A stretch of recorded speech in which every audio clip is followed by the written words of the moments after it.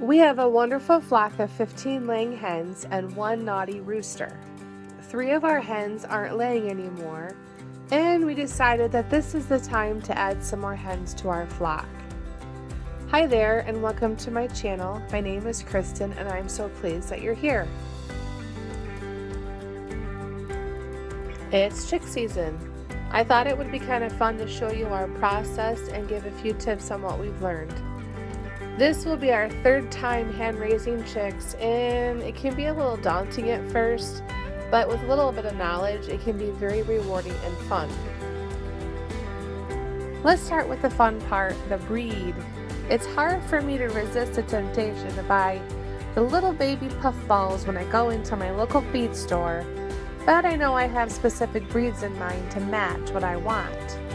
Things that I like to think about: maybe do I want my hens to go broody to hatch out chicks? What about the color of eggs? Do I want different colors? And I always make sure they're hardy for the Michigan climate. This will be our 4th year with chickens, so we wanted to have a little fun. I picked out 4 Easter eggers hoping for light blue-green eggs, and we went with a Mystic Moran for dark copper eggs, and I also wanted a speckled Sussex because of how hardy they are.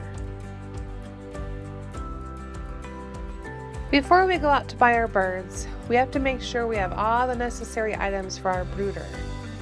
We like to start with this great big green tote for the first 2 weeks. For 6 chicks, this is sufficient space, and space is really important. There are different bedding choices that you can make. I know some people use paper and sand.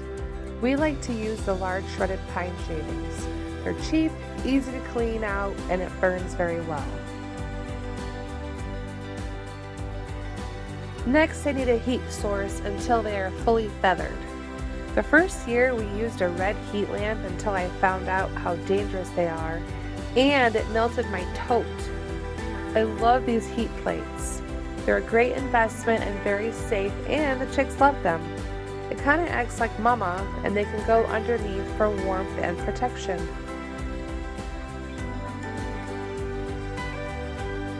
The first watering can that we start out with has a small lip on it. Babies have been known to drown in larger watering cans.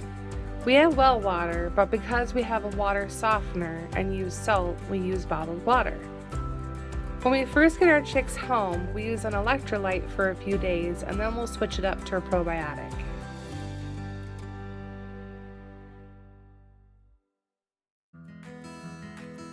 A good chick starter is recommended for babies until they're about 16 weeks. Chick starter comes in medicated or non-medicated, and this choice is completely up to you. I'm a big believer in if it's not broke, don't fix it, so I don't give unnecessary medicine to my animals. I feed them non-medicated, and I feed them Purina. I've tried a farm mash, a cheaper brand to feed, a more expensive brand, and I keep being led back to Purina, and it's what's best for my birds.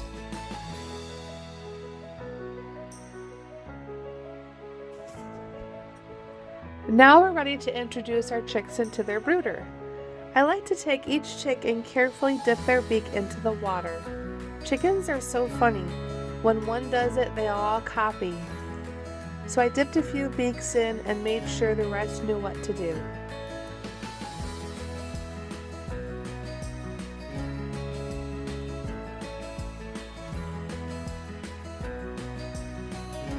On their very first day, I'll just watch them and let them be. I know it's pretty stressful on them when you move them from one home to another.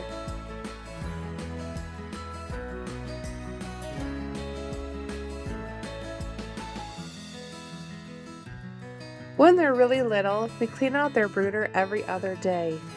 They get new pine shavings, I clean off their heat plate, fill up their feeder. They get fresh water daily because, first of all, they poop in it, and second, because I use a probiotic, and it's recommended that you change that out daily. It only takes a few minutes to keep their brooder clean, and it will keep them healthier overall.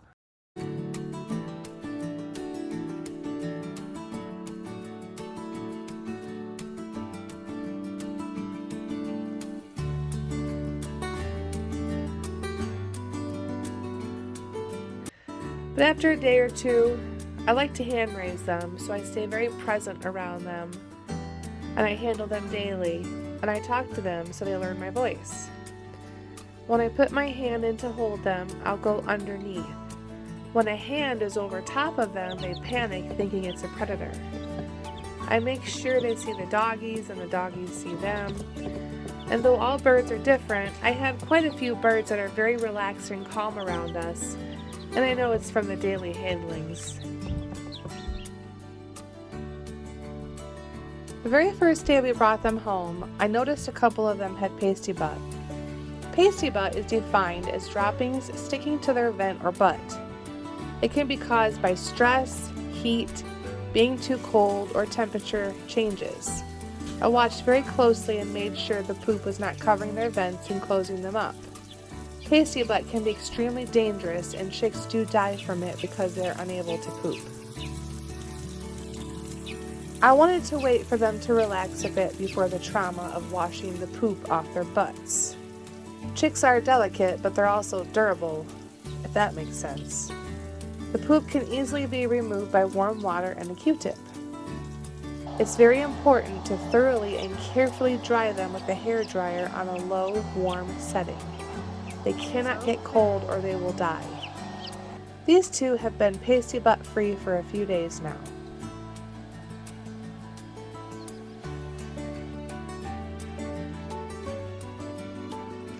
We noticed just a couple of days ago that one of our Buff Orpington Sunshine is broody. We've never let our hens hatch out chicks, but we decided to go ahead and let her sit on 4 eggs. This will be a fun experiment. They will be called a barnyard mix, and I wonder if they'll have crazy hair like their daddy Chewy.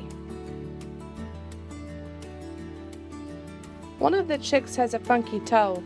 We aren't sure if she was born this way or maybe she was injured in her previous brooder because she was this way when we picked her up.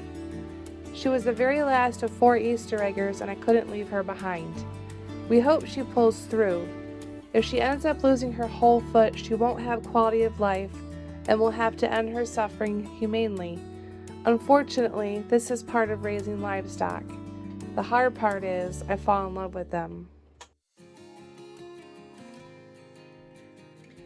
Thanks so much for checking out our new babies. Do you have chickens? Are you planning on adding chicks to your homestead this year? I'd love to hear from you. Stay tuned for updates on our new babies and to see if Little Miss Sunshine hatches out her very own babies. I hope you have a fantastic week and I see you next time.